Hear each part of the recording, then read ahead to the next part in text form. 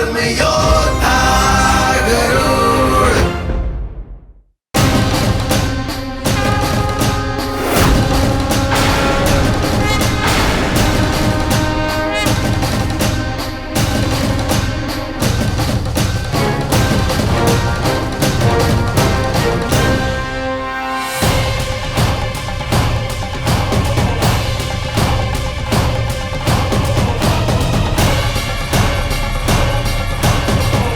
पुनः छल हुआ हमारे साथ। इसका अर्थ देवी मोहिनी विष्णु है। तुमने दुष्टता की सारी सीमाएं पार कर दी हैं राहु, अब तुम्हें दंड मिलेगा।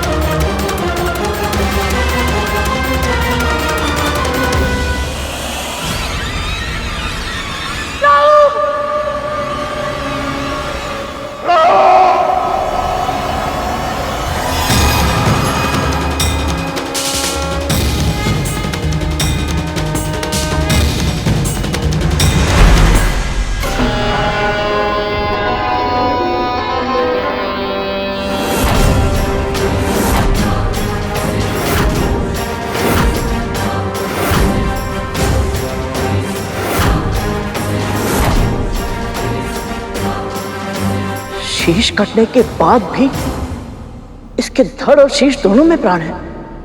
मां, ये कैसे संभव है? वो इसलिए कर क्योंकि अमृत के एक बूंद को उसने पी लिया है।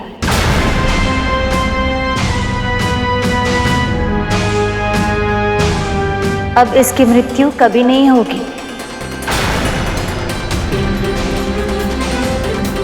पर स्वयं प्रभु के सुदर्शन चक्र ने इसे 2 भागों में विभाजित किया है। इसलिए अब पूरी सृष्टि में कोई भी कभी भी इसे जोड़ नहीं पाएगा। अब ये सदैव 2 भागों में विभाजित रहेगा। जिस प्रकार तूने स्वयं को 2 भागों में बांटकर मेरे साथ छल किया है, यदि फिर किसी के साथ ऐसा छल किया तो तू सदैव के लिए 2 भागों में बंट जाएगा और फिर तेरे दोनों भाग कभी एक साथ नहीं हो पाएंगे। ये मेरा श्राप है। इसे चेतावनी दी थी मैंने। यदि इसने धर्म के पथ को चुन लिया होता तो आज ये स्थिति नहीं आती। मुझे तो प्रभु के क्रोध से भय लग रहा है।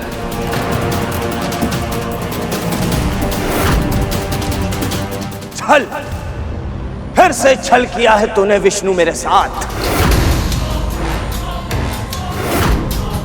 मेरा शीश काटकर तूने यह सिद्ध कर दिया है कि हम असुरों के साथ तू कभी न्याय कर ही नहीं सकता।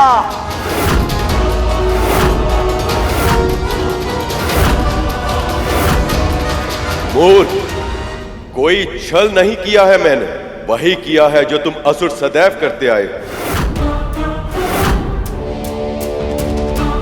उत्तर दो, देवताओं को कैसे पराजित किया था तुमने? शारीरिक बल से, युद्ध क्षमता से, या फिर छल से? गुरु शुक्राचार्य की तपस्या की शक्ति से, संजीवनी विद्या की सहायता से? क्या वो युद्ध धर्म था? क्या वो किसी योद्धा के लिए आदर्श व्यवहार था? फिर स्वर्ग पर अधिकार पाकर भी तुम्हें संतोष नहीं मिला। पराजित देवताओं को सताने का हर संभव प्रयास करते रहे तुम।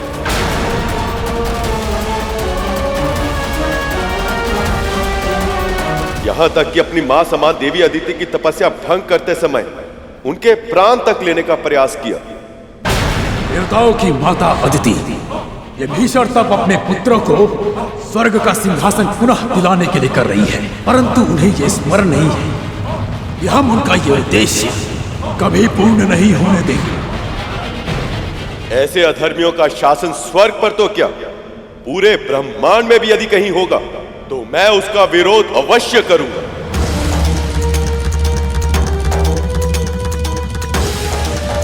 संधि के नियमों के अनुसार देवताओं और असुरों को दोनों को एक साथ मिलकर क्षीर सागर का मंथन करना था, किंतु जब देवता मेरे विवाह में व्यस्त थे तब असुरों ने संधि के नियमों को तोड़कर अमृत को चुराने का षड्यंत्र रचा।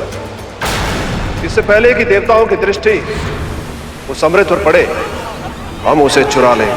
रक्षा कीजिए महाराज, रक्षा कीजिए। धनवंतरी के साथ छल करके कलश छीन लिया और अपनी बारी आने की प्रतीक्षा करने के स्थान पर देवताओं के वेश में आकर अमृत को पाना चाहा।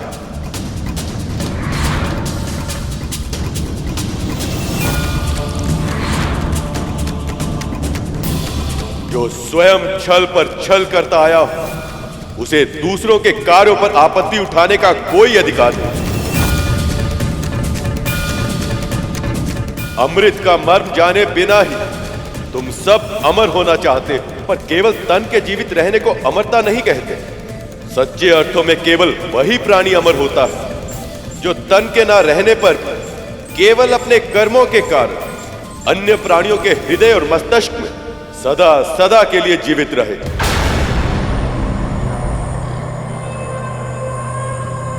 तुम्हें लगता है कि मैं देवताओं का पक्ष लेता हूं, पर जड़ बुद्धि, मैं देवताओं का नहीं देववत का पक्ष लेता हूं।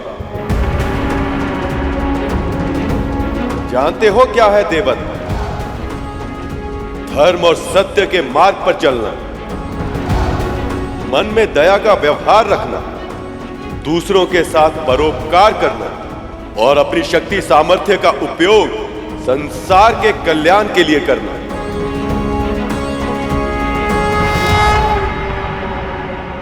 यदि तुम सबने ये किया होता तो मैं आज तुम्हारा पक्ष भी अवश्य लेता, पर अब तुम्हारा मुख राहु और धड़ केतु बनकर अनंत काल तक विचरण करता रहेगा।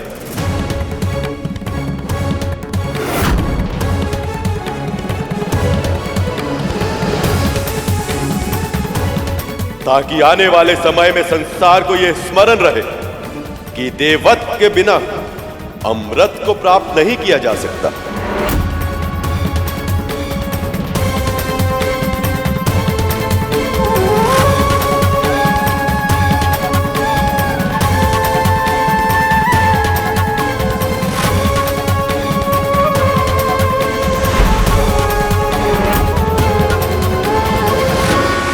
संभालिए देवराज,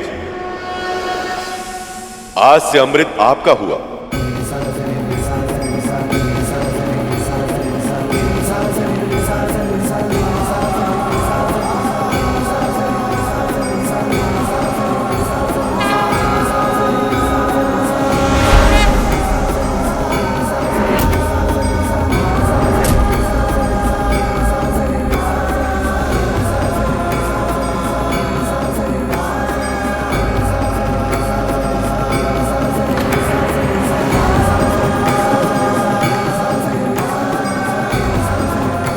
हे नारायण, आपने मेरे पुत्रों को अपना आशीर्वाद दिया, उनकी रक्षा की और उन्हें सामर्थ्यवान भी बना दिया, उन्हें अमर बना दिया आपने।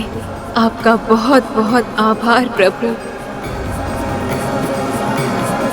मेरी अनुपस्थिति का अनुचित लाभ उठाए देवताओं ने और नारायण ने भी इनका साथ दिया, पर मैं इतनी सरलता से पराजय स्वीकार नहीं करूंगा।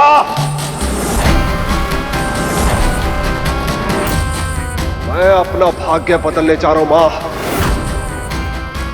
अमृत को प्राप्त करके रहूंगा मैं, किसी भी मूल्य पर।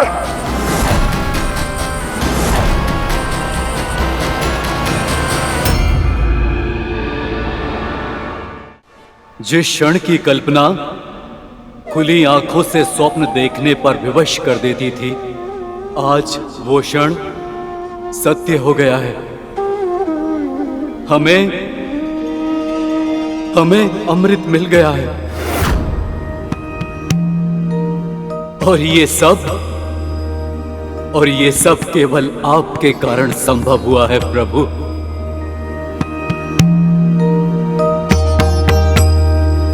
मंथन को सुनिश्चित करने के लिए आपने कच्छप का अवतार लिया।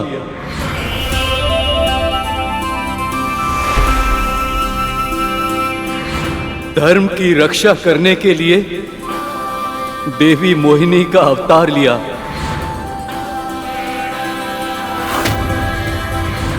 और स्वयं इस कलश की रक्षा की।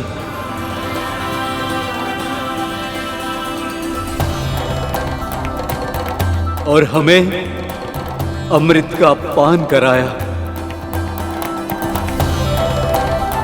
आप धन्य हैं नारायण, आपका कोटि कोटि आभार।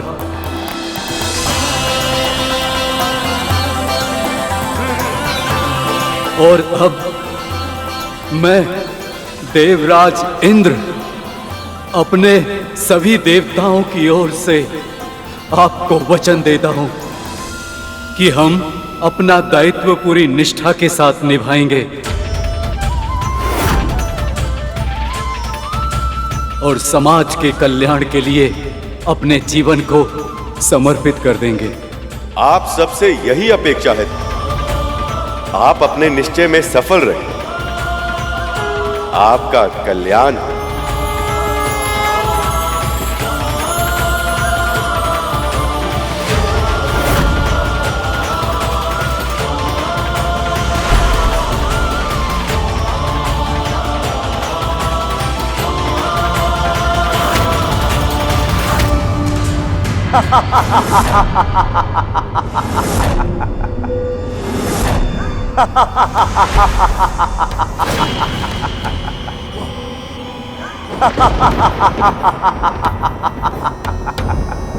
तुम्हें क्या लगा तुम विजयी हो गए हो? पर ये तो बस एक झड़प थी। देवासुर संग्राम तो अभी शेष है और निरंतर चलता रहेगा अनंत काल तक, क्योंकि अब केवल तुम ही नहीं, मैं भी अमर हूं। अमर।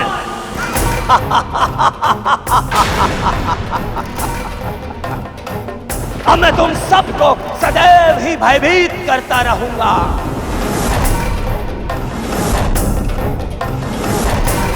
सूर्य और चंद्र ने मेरा भेद खोला था ना, अब मैं उन दोनों के चारों ओर चक्कर लगाता रहूंगा और जैसे ही मुझे अवसर मिलेगा मैं उन्हें निगल जाऊंगा।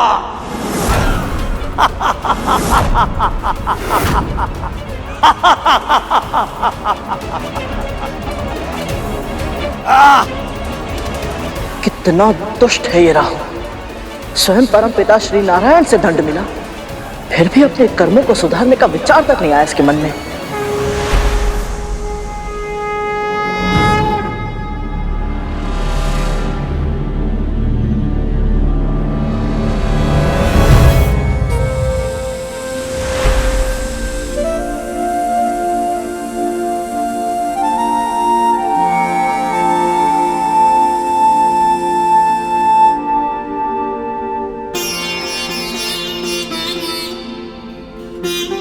जिसके मन में अपने कर्मों को सुधारने का विचार आ जाए, वो असुर कैसे हो सकता है कभी?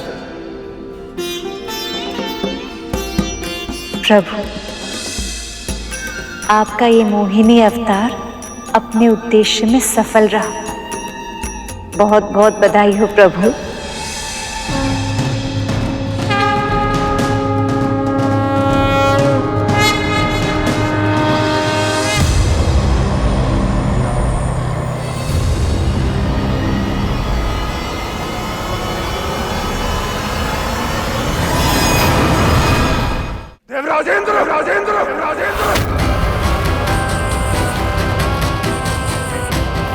मेरी अनुपस्थिति में अमृत को पाकर स्वयं को चतुर समझ रहे हो? साहस है तो मुझसे युद्ध करो।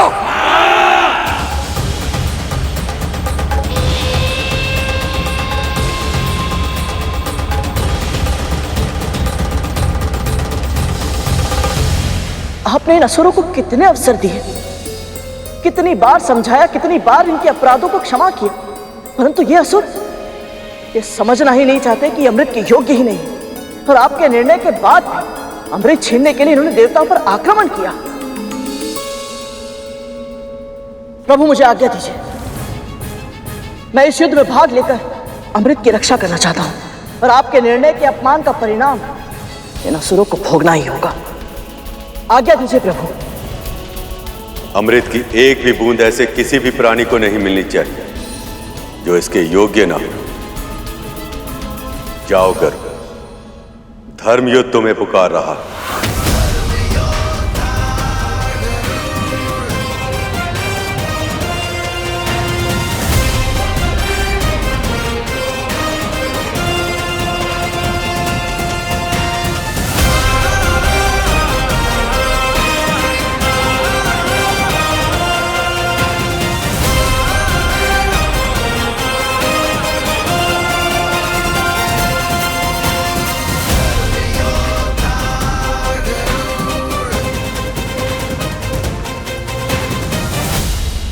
असुरों, तन से रक्त की अंतिम बूंद तक क्यों न बह जाए, हमें ये चक्रव्यूह तोड़ना ही होगा। अमृत को किसी भी मूल्य पर पाने का प्रयास करो। आसुरी शक्ति की, आसुरी शक्ति की। प्राणों की परवाह नहीं है देवताओं, अब हम अमृत पी चुके हैं। अब इसकी रक्षा करना हमारा कर्तव्य है, चाहे जो हो जाए। ये सुरक्षा कवच टूटना नहीं चाहिए। आक्रमण!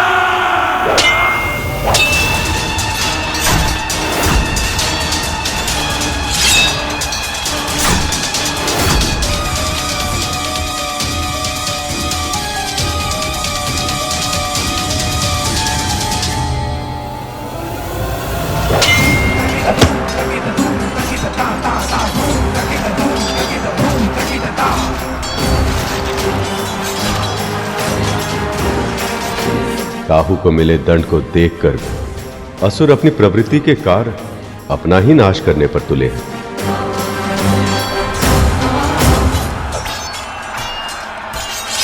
जयंत, मेरे पुत्र,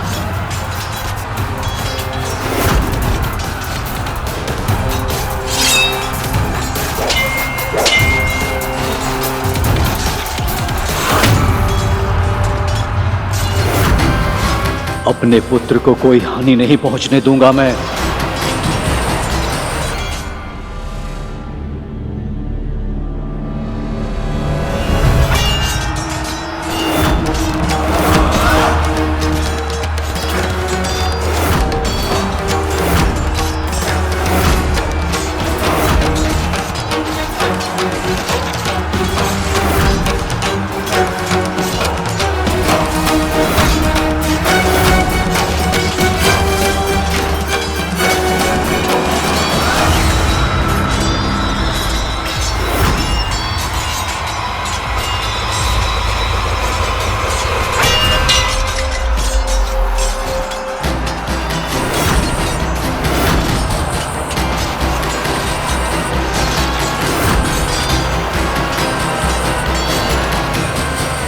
इंद्रपुत्र जयंत अभी भी बालक है प्रभु। एक बालक पर वार करके बलि ने युद्ध के नियमों का उल्लंघन किया है। प्रभु, अब देवराज इंद्र क्या करेंगे? अपने पुत्र की रक्षा या अमृत की?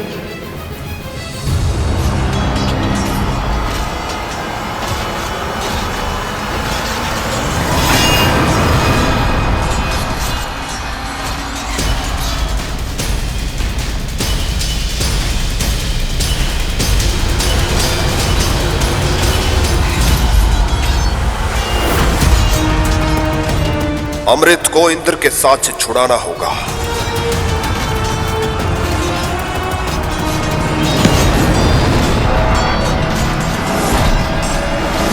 यदि अमृत गिर गया तो अनर्थ हो जाएगा।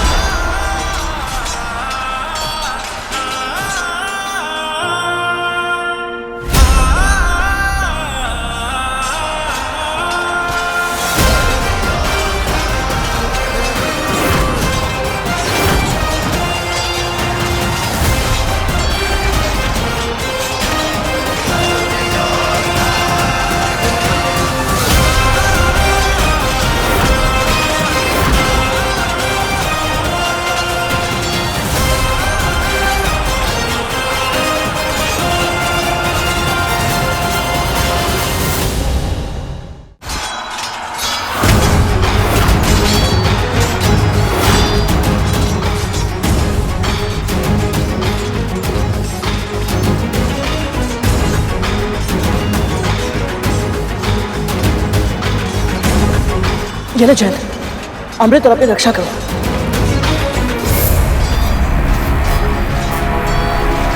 अमृत कलश अपने हाथों में लेने के बाद भी गरुड़ के मन में इसे पीने का विचार नहीं आया।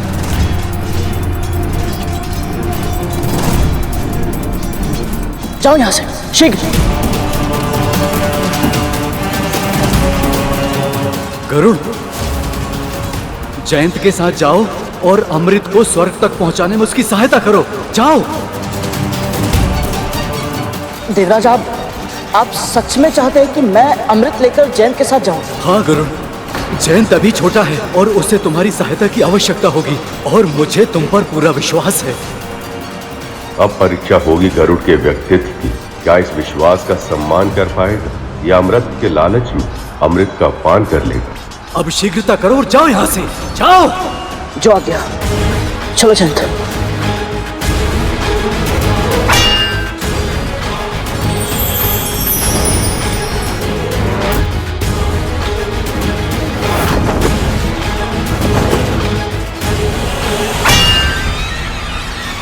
पीछा करो।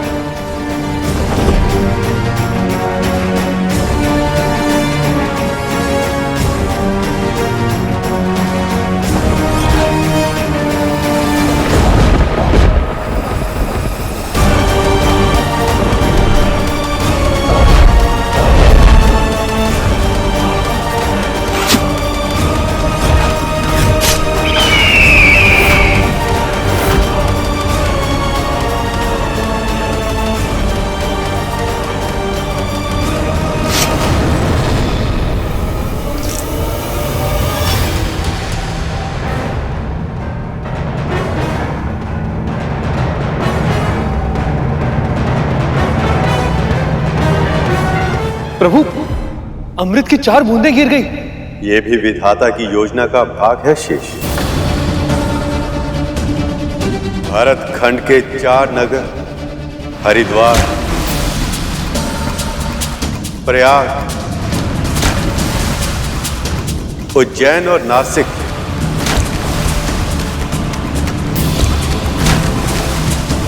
ये वो 4 स्थान होंगे जहां हर 12 वर्षों में महाकुंभ और 3 वर्षों में कुंभ का आयोजन होगा। उस समय जो व्यक्ति भी इन स्थानों पर नदी में स्नान करेगा उसे अमृत प्राप्त होने के समान फल मिलेगा।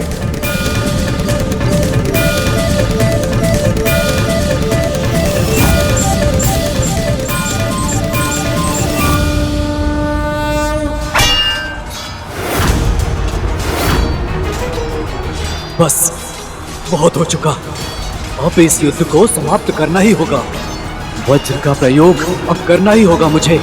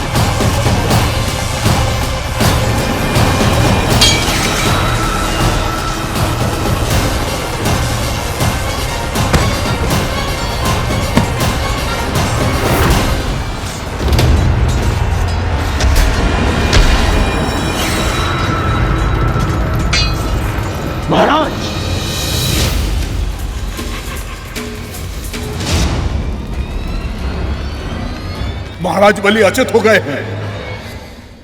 विजय श्री हमारी हुई। देवराज इंद्र की, देवराज इंद्र की, देवराज इंद्र की, देवराज इंद्र की।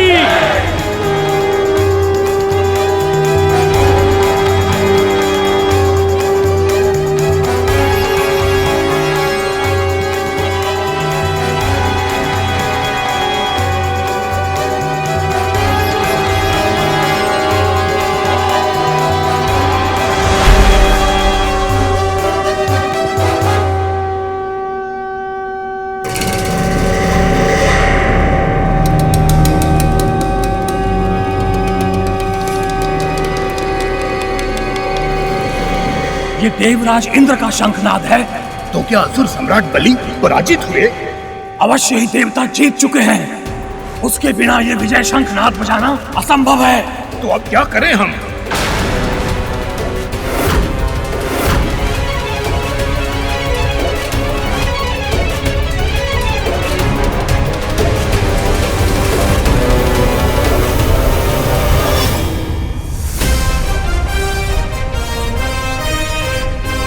ये तो वही पक्षी है जिसने सेनापति वज्रांग की पूरी सेना को हरा दिया था और मंदराचल पर्वत को अकेले ही उठा लिया था। हे महादेव, हम इनका सामना कुछ असुरों के साथ कैसे कर पाएंगे? भागो, अपने प्राण बचाओ।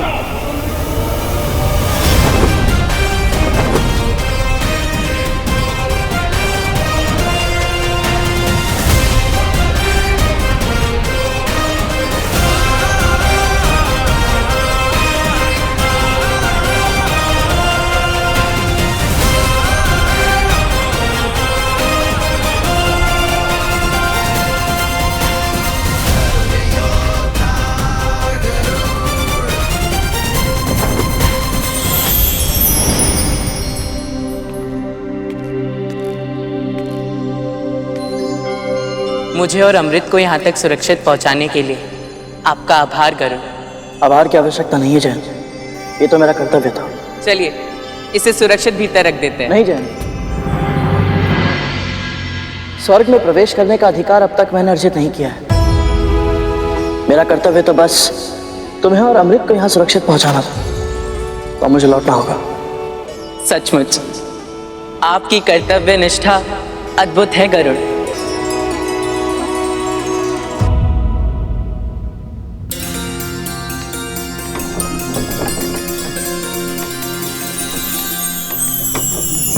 प्रभु विष्णु की कृपा से स्वर्ग पर देवताओं का आधिपत्य पुनः स्थापित हो गया।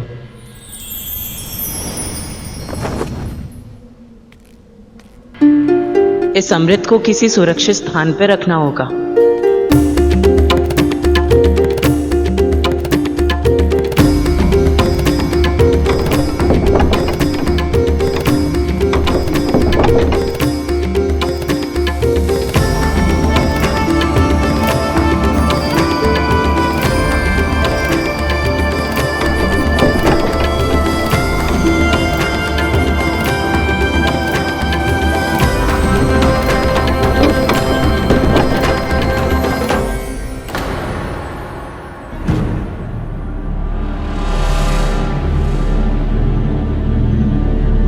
मैं देवराज इंद्र का पुत्र जयंत हूँ। अमृत को सुरक्षित रखने आया हूँ। कृपया मुझे अंदर प्रवेश करने की अनुमति दें।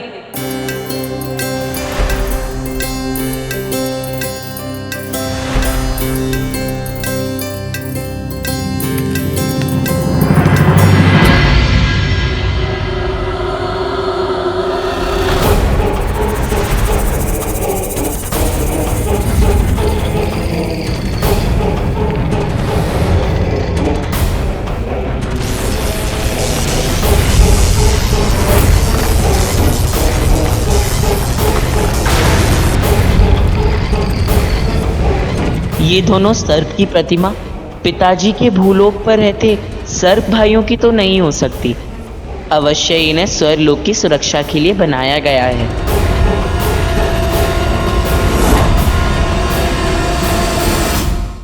हे यंत्र सर्पों, मैं देवराज इंद्र का पुत्र जयंत हूँ। अमृत को यहाँ रखने आया हूँ। अब इसकी सुरक्षा का दायित्व आपका है।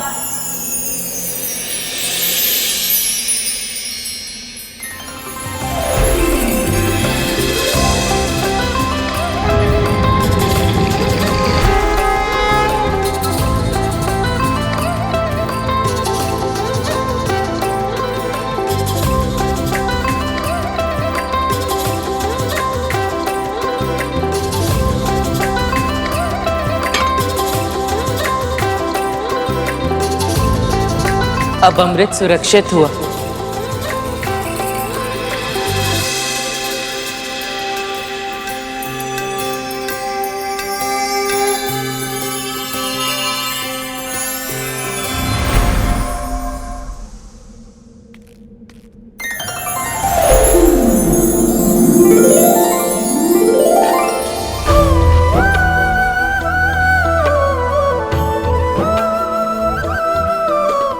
आपका कोटि कोटि आभार प्रभु। श्रीहीन, भाग्यहीन, परम दुख की अवस्था में हम देवता व्याकुल थे और ऐसी स्थिति में आपने हमारी पुकार सुनी। हम पे कृपा करके क्षीर सागर के मंथन जैसे असंभव कार्य को संपन्न किया। हम तो बस माध्यम थे प्रभु। ये विजय तो आपकी ही है। विनाश के मुहाने पर खड़े इस संसार को नया जीवन दिया है आपने।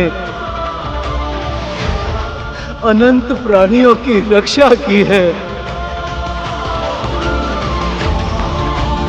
आपकी जय हो प्रभु।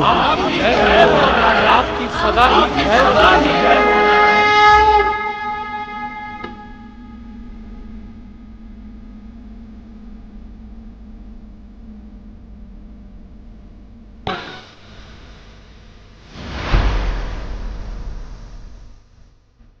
ओम जय लक्ष्मी रमणा स्वामी जय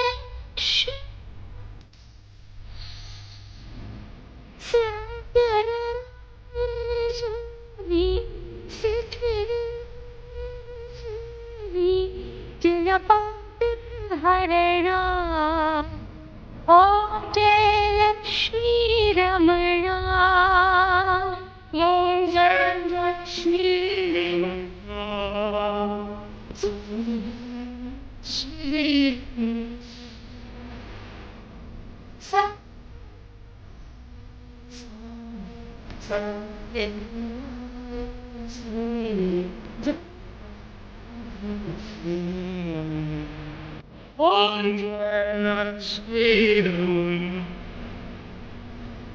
रत्न जड़ित सिंहासन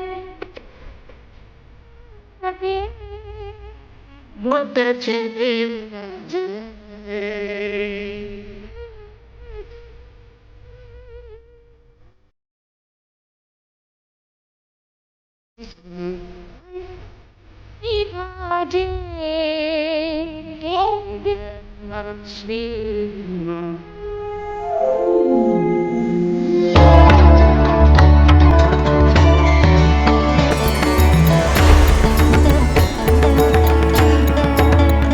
गणेश, नारद, सखा, ब्रह्मदेव, गुरु बृहस्पति और आप सभी देवी देवताओं को मेरा बहुत बहुत आभार।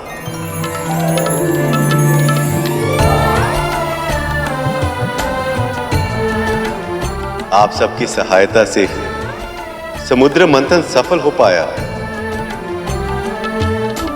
आप सबकी सम्मिलित शक्ति ने वो कर दिखाया जो कुछ समय पहले कल्पना से भी परे था।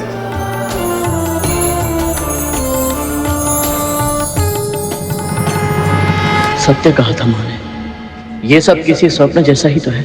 इतने समय तक वैकुंठ में रहने के बाद यहाँ से लौटने का तनिक भी मन नहीं कर रहा, परंतु माँ को अकेले भी तो नहीं छोड़ सकता।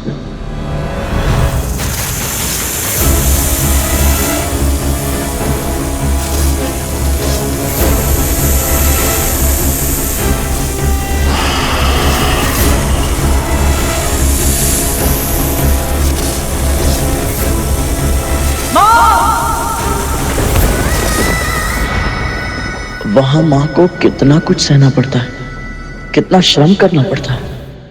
और इस मंथन में मंदराचल का योगदान कोई चाहे भी तो भूल नहीं सकता।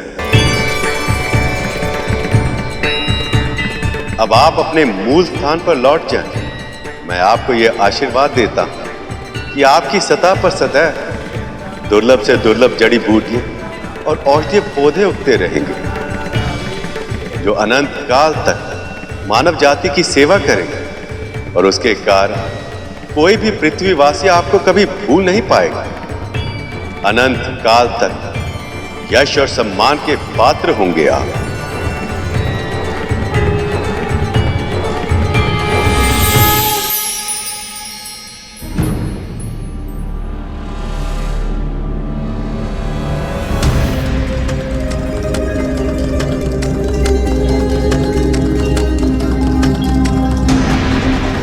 अब समय आ गया है सखा, वासुकी को उसके घाव से मुक्ति देकर उसे अपना आशीष प्रदान करें। अवश्य सखा।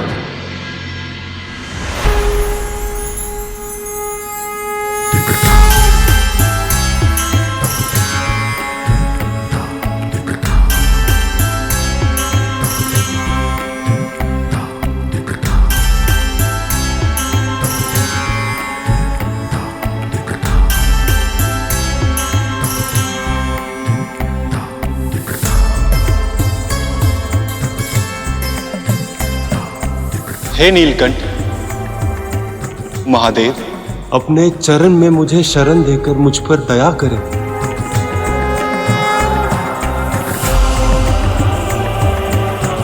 उठो वासुकी, उठो।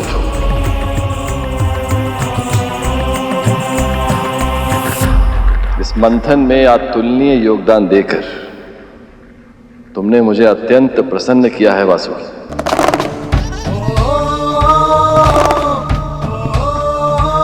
अब से तुम्हारा स्थान मेरे चरणों में नहीं, ऊपर है, बहुत ऊपर। प्रभु,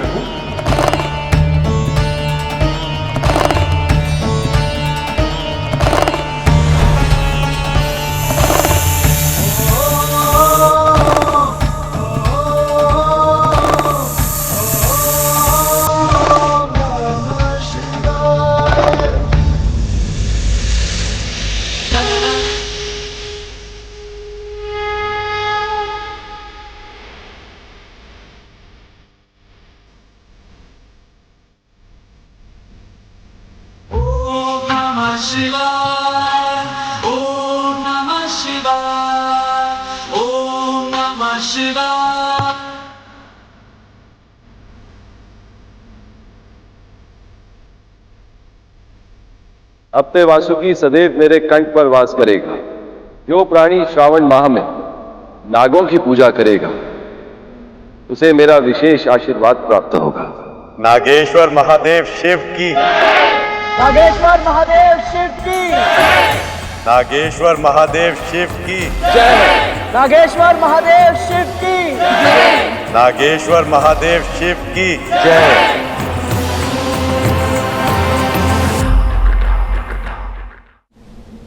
मां के आशीर्वाद के बिना संसार का कोई भी कार्य सफलतापूर्वक संपन्न नहीं किया जा सकता। आपकी प्रार्थना की शक्ति ने ही हमारी विजय को संभव बनाया है मां। आपको कोटि कोटि प्रणाम।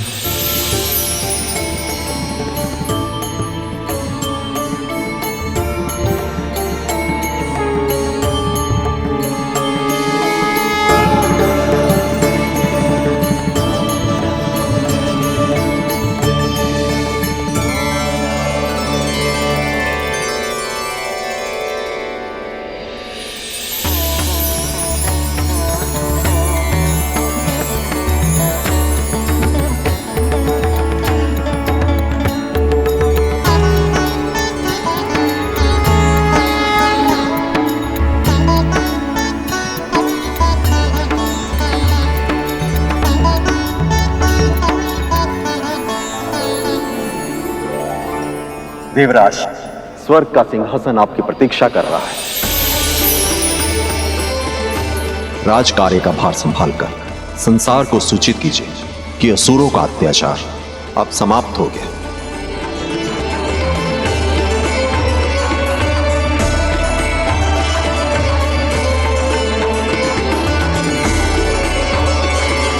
हे परमपिता परम प्रभु नारायण, आपकी कृपा के कारण ही आज हम सब इस शुभ क्षण के साक्षी बन पाए हैं।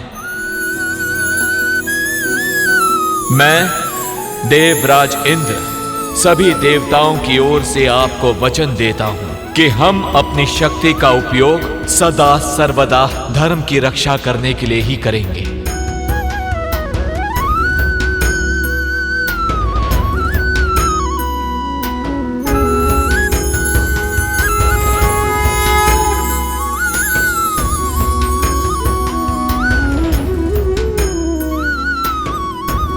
देवराज इंद्र की, देवराज इंद्र की, देवराज इंद्र की, देवराज इंद्र की, देवराज इंद्र की, देवराज इंद्र की, देवराज इंद्र की, देवराज इंद्र की।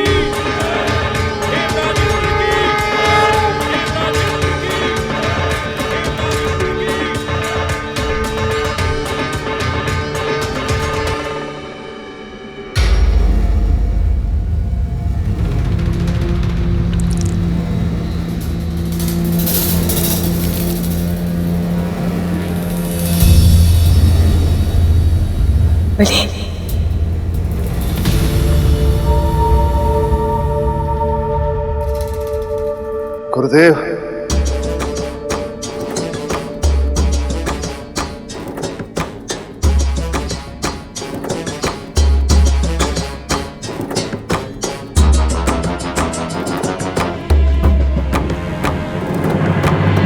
मैं तो आपसे क्षमा मांगने के योग्य भी नहीं रहा गुरुदेव।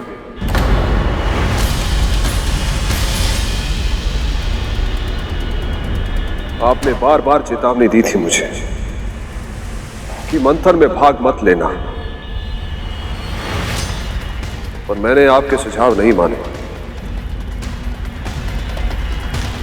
और अब देवताओं की श्री लौट आई, उन्हें उनकी शक्ति वापस मिल गई, और इस सबसे बढ़कर उन्हें मिल गया है अमृत।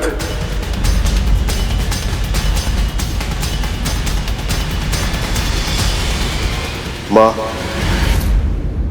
मैं आपका स्वप्न पूरा नहीं कर पाया। स्वर्ग का राज सिंहासन भी गंवा दिया मैंने, और इस सब में देवताओं के छल बल से अधिक योगदान मेरी मूर्खता का है। पुत्र,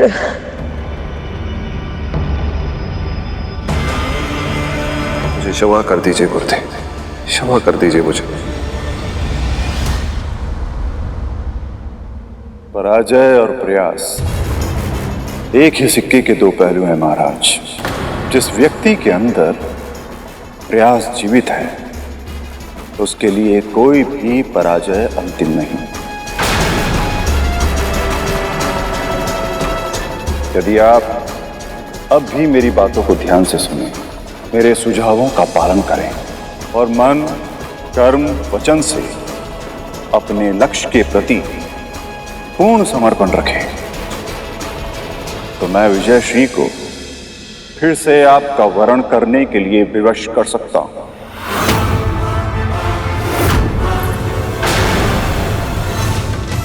और जो कुछ भी आपने खोया है, वो सब कुछ और उसके अतिरिक्त बहुत कुछ आप प्राप्त कर सकते हैं।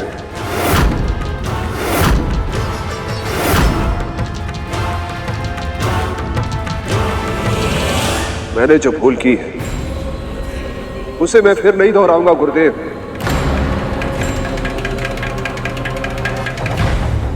आपके हर सुझाव का आदेश की तरह पालन करूंगा, आपके दिखाए मार्ग पर चलूंगा मैं।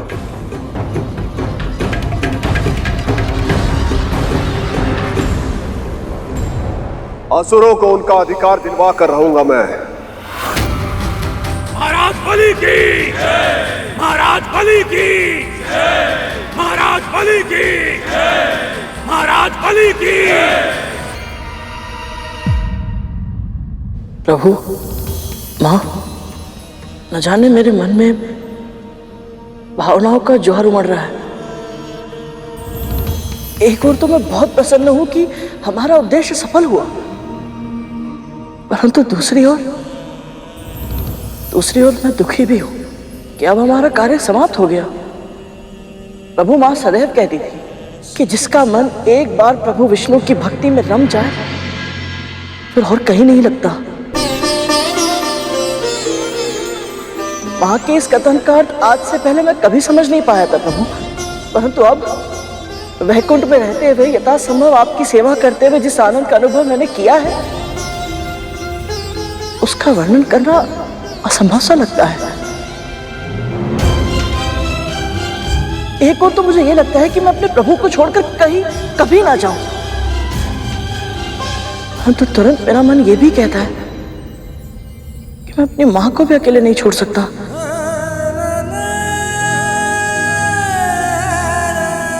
और विशेष रूप से तब जब बड़ी मां के कारण प्रतिदिन प्रतिक्षण वो यातना और अपमान का जीवन जीने के लिए विवश है। भावनाओं का ज्वार केवल तुम्हारी नहीं, मेरे मन में भी उठ रहा है गरुड़। जानती हूं तुम्हें अपनी मां के पास जाना आवश्यक है, किंतु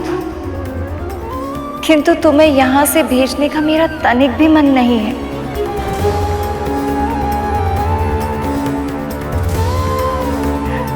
आशा की किरण की तरह मिले थे तुम मुझे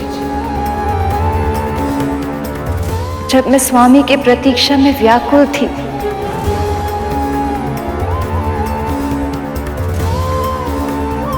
तब मेरी आशा को सत्य में बदलने में तुमने तनिक भी कमी नहीं की थी। समुद्र मंथन जैसे विराट कार्य को सफल बनाने में तुम्हारा अद्भुत योगदान है गरुड़। देवी लक्ष्मी सत्य कह रही है गरुड़, पर स्मरण रहे जीवन में कभी कुछ भी स्थायी नहीं होता। आज देवी विंता को तुम्हारी आवश्यकता है, इसलिए तुम वैकुंठ और हमें छोड़कर जा रहे थे, पर शीघ्र ही हम फिर मिलेंगे।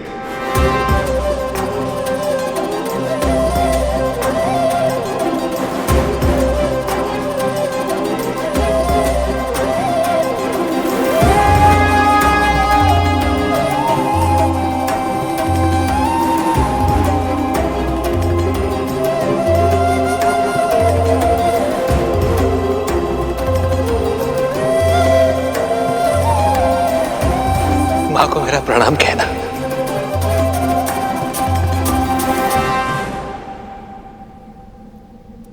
आज्ञा दीजिए प्रभु। मां,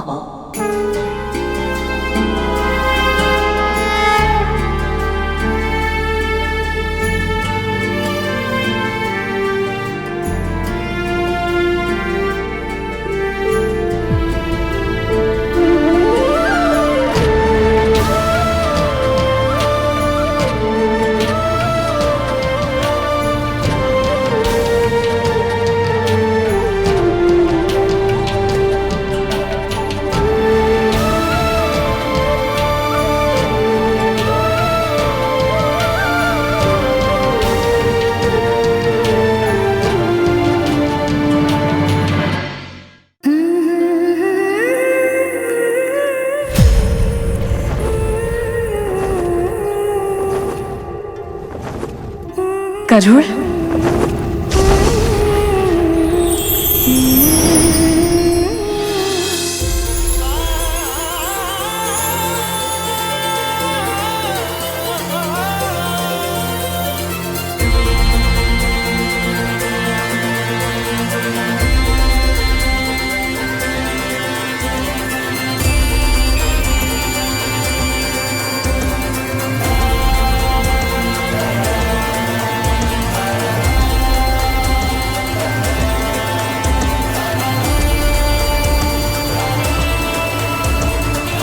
मां, क्या हुआ? अभी कुछ ही समय पहले तुझसे मिलकर आ रही हूँ, फिर भी ऐसा लग रहा है जाने कब से नहीं देखा तुझे। मैं भी बिल्कुल ऐसा ही अनुभव कर रहा हूँ मां। आपके आंचल की छाव में जो सुख है वो और कहीं नहीं है। बस कर, अब अधिक बातें मत बना, तुझे देखकर ही पता चल रहा है। तू यहाँ आ तो गया है, पर अपने मन का एक भाग वैकुंठ में ही छोड़कर आया है। सच बता, वहां की स्मृति सता रही है ना तुझे? आपको सब कुछ पहले से कैसे पता चल जाता है माँ? केवल मुझे ही नहीं, इस संसार की हर माँ को अपनी संतान की मन की दशा पहले ही पता चल जाती है।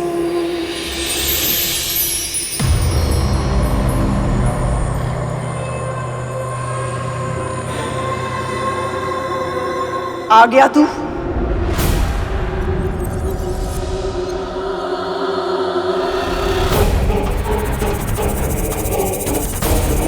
प्रणाम महारानी।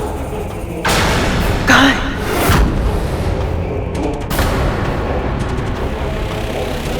तू रिक्त हाथों से क्यों आया है? मेरे भाग का अमृत क्यों नहीं लाया तू?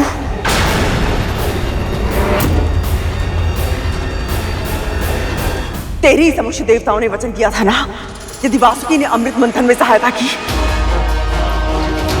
तो मेरे पुत्रों के भाग का अमृत उन्हें अवश्य मिलेगा। तो फिर अमृत कहाँ है?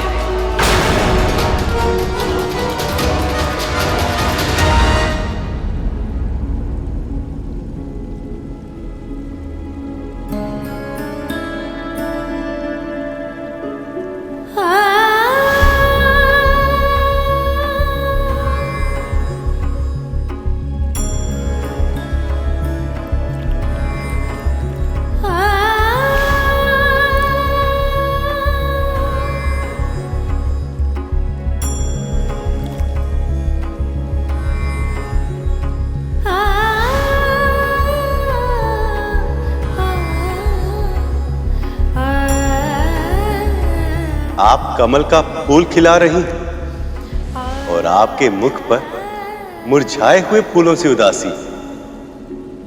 ऐसा क्यों देवी? पुत्र के मुख पर दुखों की छाया देखकर मां प्रसन्न कैसे रह सकती है? आप गरुड़ के लिए चिंतित हैं ना देवी? प्रभु, आपने अपने हृदय में स्थान देकर मुझे सब कुछ दिया है,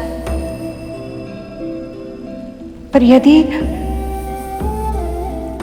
मैं आपसे कोई उपहार मांगू तो? आपको प्रसन्न करने के लिए मुझे जो भी करना हो मैं वो अवश्य करूंगा देवी।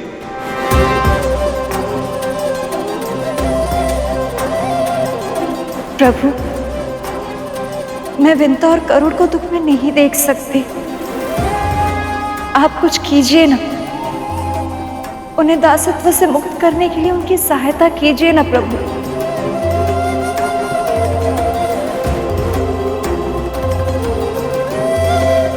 प्रभु, आप मुस्कुरा क्यों रहे हैं? मौन क्यों है? अमृत कहाँ है? महारानी, मैं चाहता तो भी आपके लिए अमृत नहीं ला सकता था, और अमृत आपको नहीं मिल सकता। फिर कहने का अर्थ क्या है दास? अमृत किसे मिलेगा किसे नहीं, इसका निर्णय केवल और केवल प्रभु विष्णु ही कर सकते हैं। और प्रभु का निर्णय यह है महारानी कि अब से अमृत पर देवताओं का ही अधिकार होगा।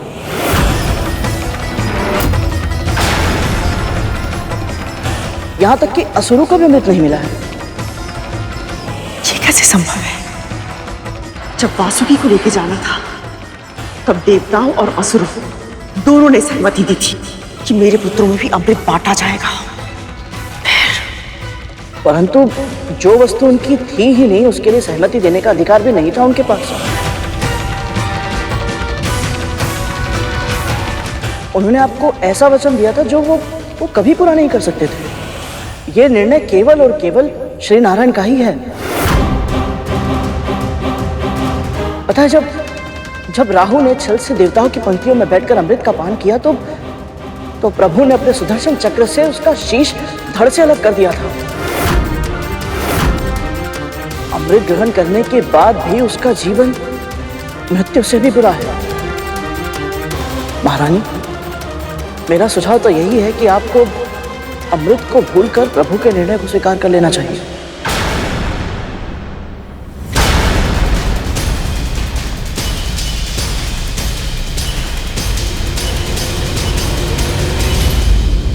ये तो होना ही है देवी। पर गरुड़ के जीवन का उद्देश्य केवल दास्ता से मुक्ति पाना नहीं, उसके लिए एक बहुत बड़ा लक्ष्य निर्धारित किया है मैंने। कैसा लक्ष्य प्रभु? इंद्र से सहस्त्र गुना अधिक बलवान होने का वरदान गरुड़ को एक विशेष कारण से मिला, क्योंकि आने वाले समय में उसे मेरा वाहन बनना, क्योंकि आने वाले समय में उसे मेरा वाहन बनना, क्योंकि आने वाले समय में उसे मेरा वाहन बनना, क्योंकि आने वाले समय में उसे मेरा वाहन बनना। सत्य प्रभु, इससे उत्तम और क्या हो सकता है? गरुड़ तन से बलवान, मन से सात्विक, वो साहसी है, धैर्यशील है और अपने दायित्वों को वो अच्छे से निभाना जानता है। पर उसका सबसे विशेष गुण उसके संस्कार हैं देव। अमृत का कलश उसके हाथों में था, किंतु तब एक बूंद पीने तक का विचार उसके मन में नहीं आया।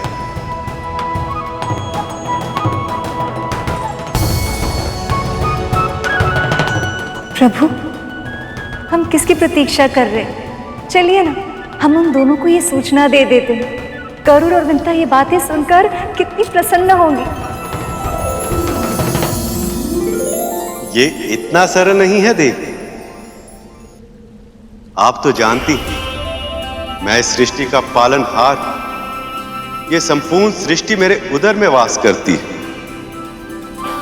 और ऐसे में अपनी पीठ पर मेरे भार का वहन करने के केवल शारीरिक शक्ति की ही नहीं, अपितु मानसिक और आध्यात्मिक शक्ति भी चाहिए।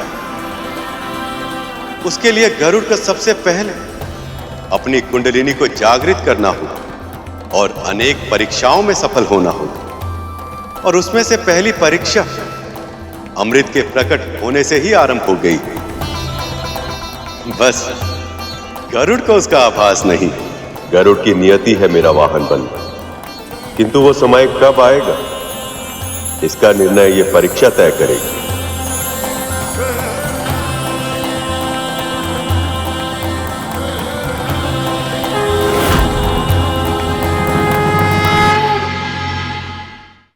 वचन में दी गई वस्तु पर हमारा अधिकार है गरुड़, और दास होने के नाते हमारा अधिकार, हमारे भाग का अमृत तुझे प्रभु से मांगना चाहिए था। शेषनाग वासुकी, जब अपने ही पुत्रों ने अमृत न मांगा हो तो इस पराये से क्या आस रखूं मैं? आप ऐसे क्यों बोल रही हैं दीदी? यदि नारायण ने अमृत देवताओं को देने का निर्णय किया है तो उसके पीछे कोई ठोस कारण अवश्य होंगे। हमारे लिए तो उनका आशीर्वाद ही पर्याप्त है।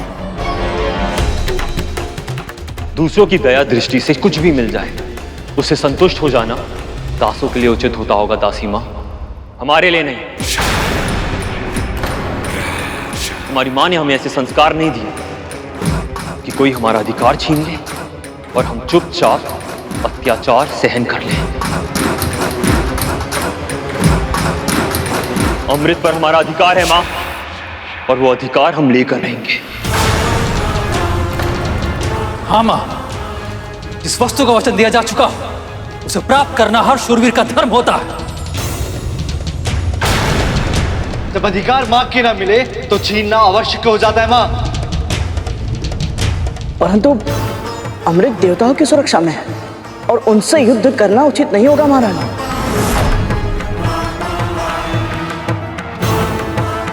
दीदी, नारायण के विरुद्ध जाने की भूल मत कीजिए, रोकिए इन्हें। आशीर्वाद दीजिए मां।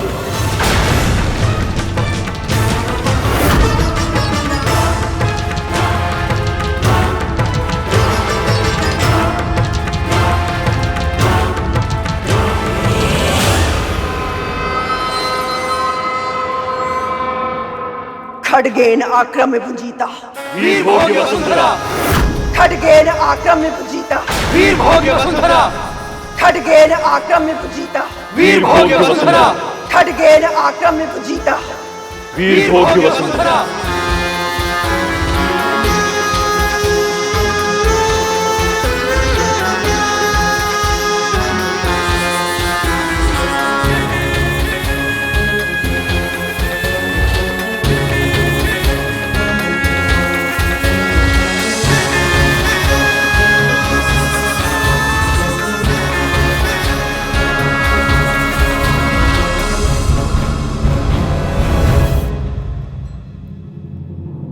अब क्या होगा मां?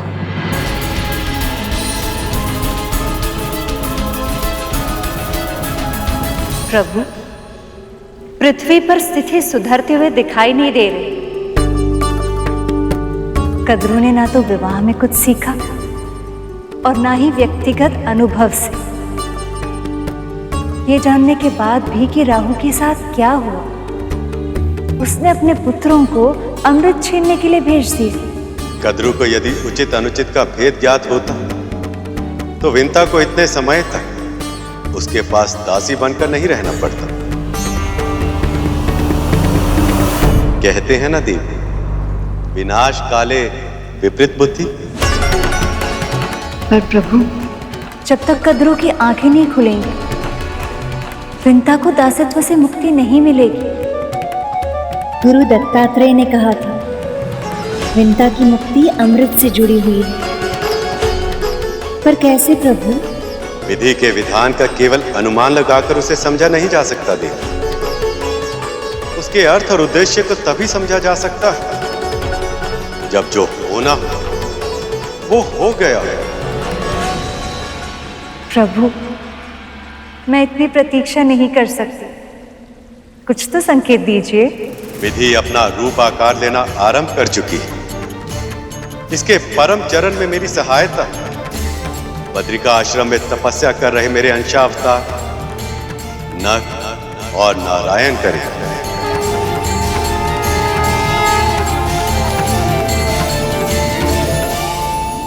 ओम नमो भगवते वासुदेवाय। ओम नमो भगवते वासुदेवाय।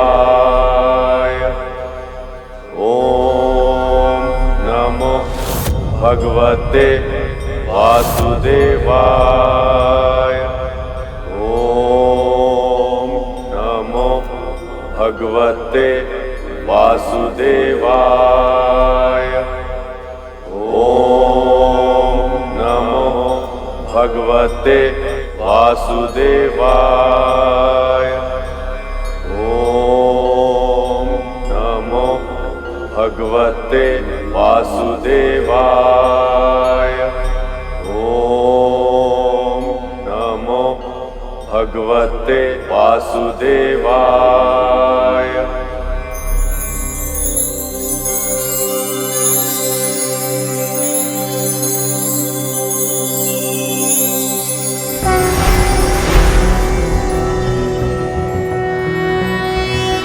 नमस्ते ब्रह्मरूपाय विष्णुरूपाय ते नमः। नमस्ते रुद्ररूपाय करिरूपाय ते नमः। विश्वरूप स्वरूपाय नमस्ते ब्रह्मचारिणे।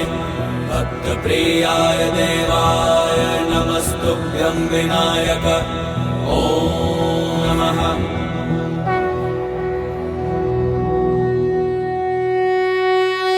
नर नारायण, गरुड़ के आध्यात्मिक उत्थान का समय आ गया।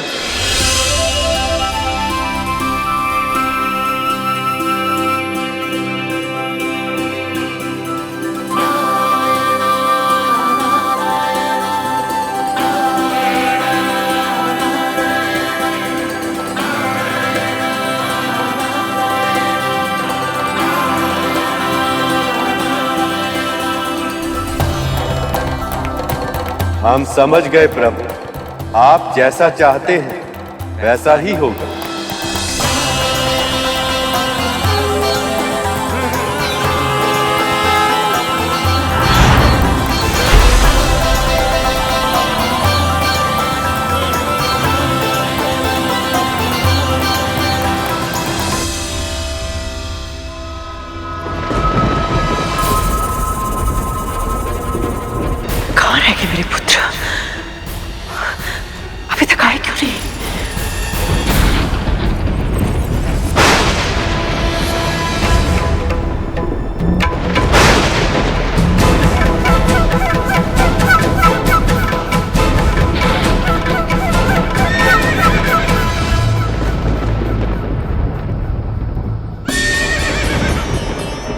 देवराज इंद्र का रथ, इसका अर्थ है मेरे पुत्र विजयी हुए। इंद्र को परास्त कर दिया उन्होंने और इंद्र ने अपनी प्राण रक्षा के लिए उन्हें अपना रथ उपहार में दे दिया। तभी तो वो इस दिव्य रथ में वापस लौट रहे हैं।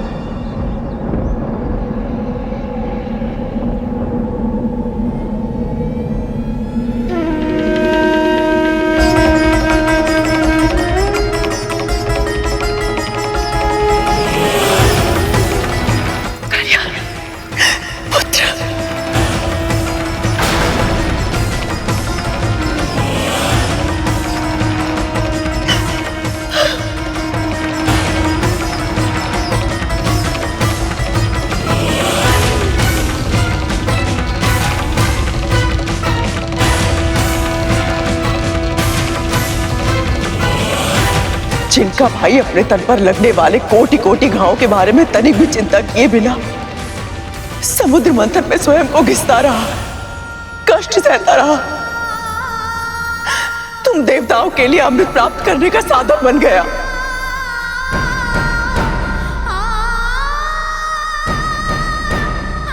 उन्हीं के साथ इतना निष्ठुर व्यवहार। ये उन्हीं वासुकी के भाई और आपके पुत्र हैं विमाता, इसीलिए जीवित हैं। अन्यथा अमृत छीनने के दुस्साहस में मृत्यु दंड मिला होता इन्हें।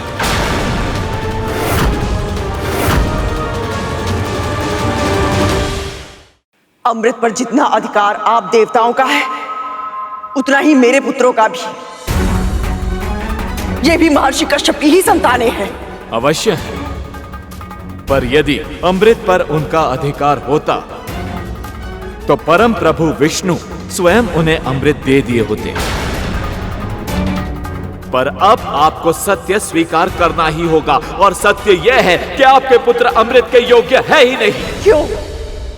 क्या कमी है मेरे पुत्रों में? कमी? विमाता, जब स्नेह अधिक बढ़ जाए तो पांव में बेड़ी और आंखों पर पट्टी बन जाती है, और आपके साथ भी ऐसा ही हुआ है।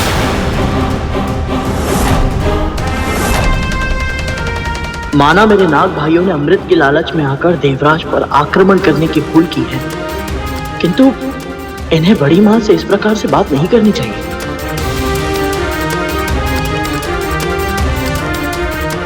अब आपने पूछा है, इसलिए सत्य का दर्पण दिखाना मेरा कर्तव्य है, मेरा दायित्व है।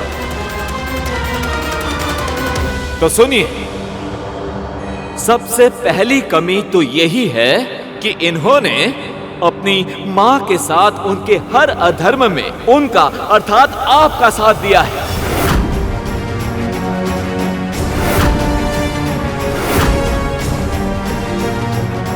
फिर चाहे वो अपनी विमाता देवी विंता को दासी बनाकर उनके साथ अपमानजनक व्यवहार करना हो, या फिर डिम के भीतर अपने भाइयों के प्राण लेने का प्रयास करना हो।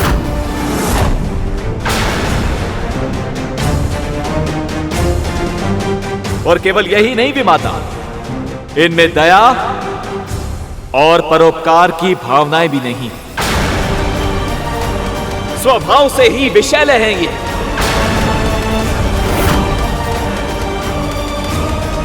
पर यदि अमृत पर इनका अधिकार हो गया तो पृथ्वी का संतुलन बिगड़ जाएगा और मैं ये होने नहीं दूंगा विमाता।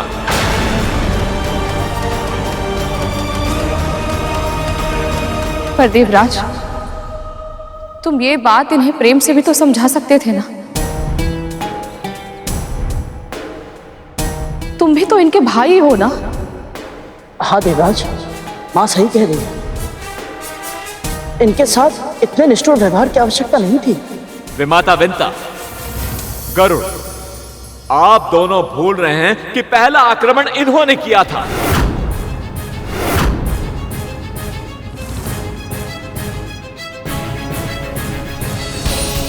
और ये बात भी सत्य है कि जिनकी मां बुद्धिमान ना हो, जो अपनी ही महत्वाकांक्षा के कारण धर्म और अधर्म पर भेद नहीं करती हो, उन्हें बातों से क्या, प्रेम से भी समझाना असंभव है।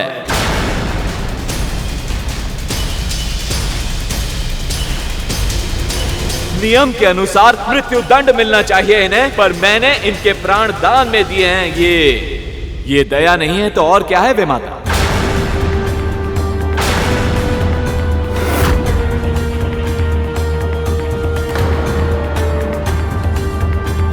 अब इस क्षण के बाद किसी ने कभी भी अमृत पर कुदृष्टि डाली तो उसकी मृत्यु निश्चित है।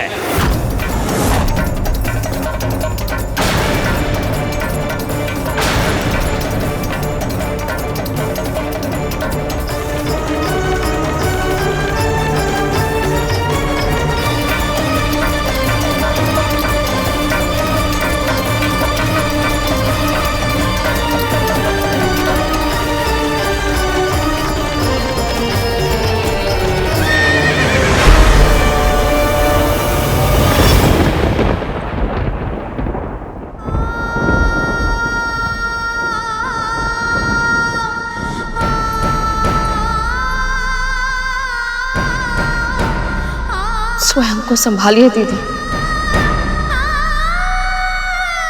कुछ नहीं होगा इन्हें, स्वस्थ हो जाएंगे ये।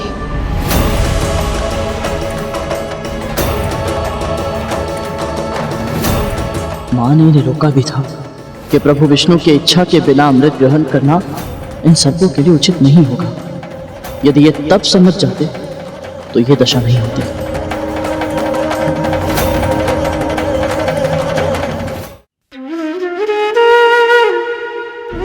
बहुत पीड़ा पहुंची है बड़ी माँ को। देवराज को इनके पुत्रों के विषय में ऐसे कटु वचन नहीं कहने चाहिए थे।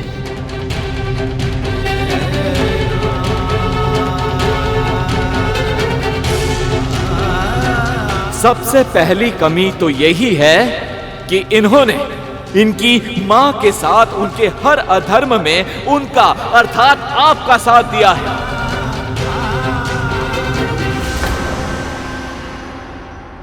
ये उन्हीं वासुकी के भाई और आपके पुत्र हैं विमाता कद्रु, इसीलिए जीवित हैं, अन्यथा अमृत छीनने के दुस्साहस में मृत्यु दंड मिला होता इन्हें।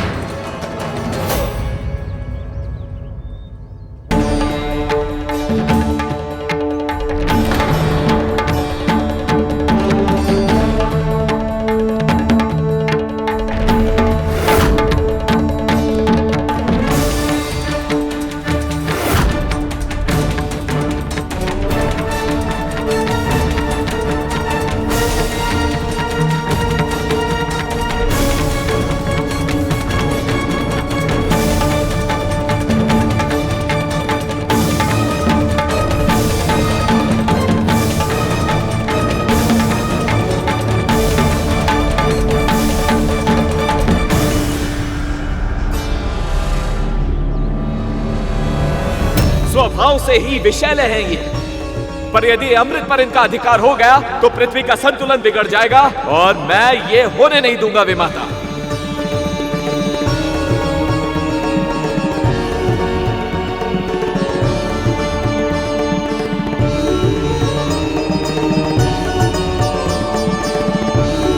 माता, जब स्नेह अधिक बढ़ जाए तो पांव में बेड़ी और आंखों पर पट्टी बन जाती है, और आपके साथ भी ऐसा ही हुआ है।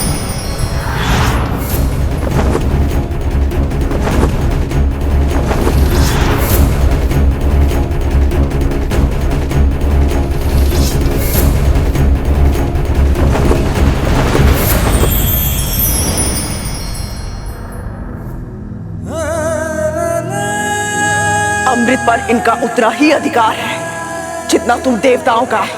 ये भी महर्षि कश्यप की ही संतानें हैं।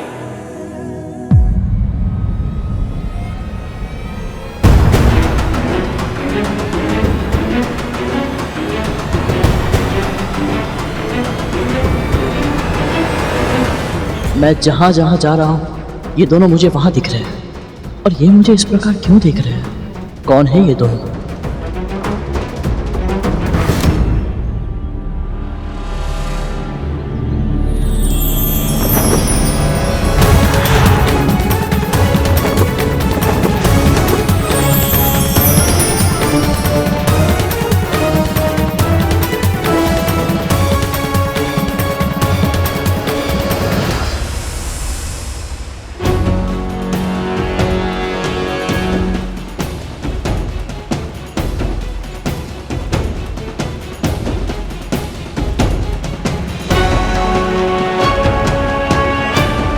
ये अवश्य ही कोई देव आत्मा होगी। ये मुझे हर जगह दिख रहे हैं, और इनके दर्शन से मन में शांति का अनुभव हो रहा है।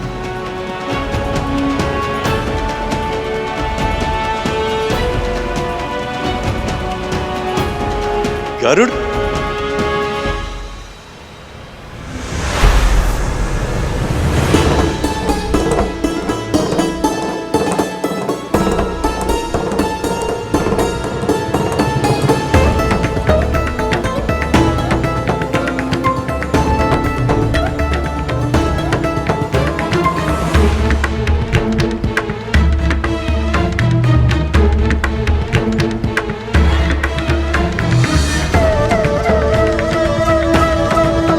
आप दोनों कौन हैं?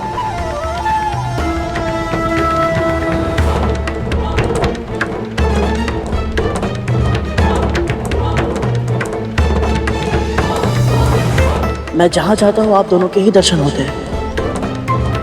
आपके चारों ओर दिव्य आभा भी है। मुझे क्षमा कीजिएगा, परंतु मैं पहचान नहीं पा रहा हूं।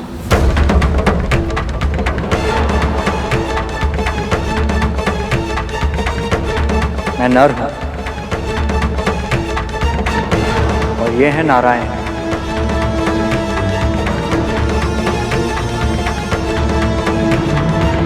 हम दोनों परम प्रभु विष्णु के अंशावतार हैं।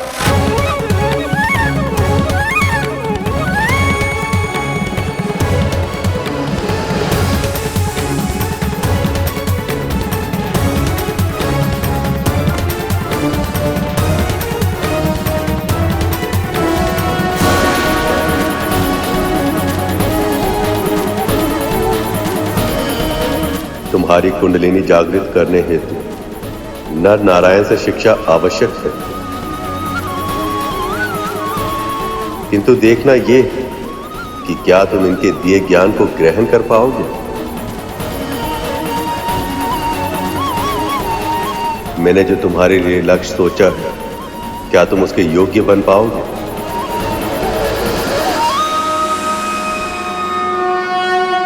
पक्षीराज गरुड़ के साहस भरे कारनामे देखने के लिए चैनल को सब्सक्राइब करें और साथ ही बेल आइकॉन दबाना न भूलें।